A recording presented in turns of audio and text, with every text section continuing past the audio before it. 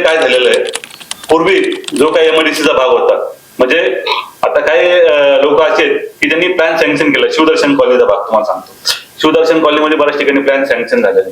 तिथं पूर्वी एमआयडीसीचा भाग नव्हता, पण आता ते एमआयडीसी लाईन शिवदर्शन कॉलनीपर्यंत आणलेली.